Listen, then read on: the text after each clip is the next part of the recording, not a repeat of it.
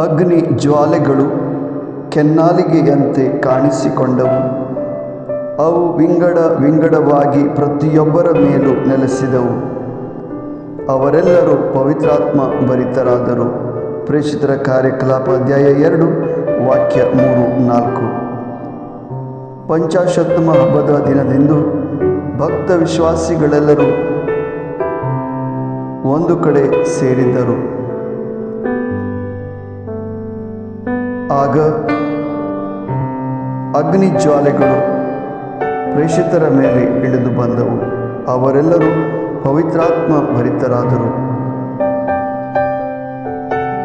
ಅವರಿಗೆ ಧೈರ್ಯ ಸಿಕ್ಕಿತು ಮತ್ತು ಅವರು ಚೈತನ್ಯ ಭರಿತರಾದರು. ಇದೇ ಪವಿತ್ರಾತ್ಮರನ್ನು ನಮಗೂ ದಯಪಾಲಿಸಿರಿ ಪ್ರಭುವೇ ಎಂದು ಪ್ರಾರ್ಥಿಸೋಣ ಮತ್ತು ಹೊಂದೋಣ. ಆಮೆನ್.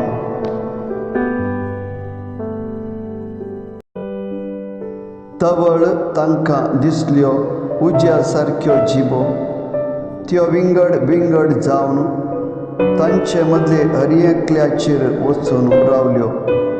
ते समेस्त पवित्र आत्म्यान भरले. धर्मदूताची कृत्या 2:3-4.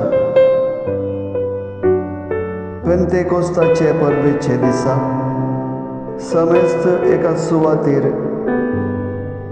जमो जाल्ले वेळार त्या सिसांचेर जेजून वासयल्लो पवित्र आत्मो देवून आयलो आनी त्या धैर्यान भरले परकी भाशेनी उलोवंक लागले. तोच पवित्र आत्मो आमकांय पाटे सोम्या म्हणून आमी मागया. आमेन.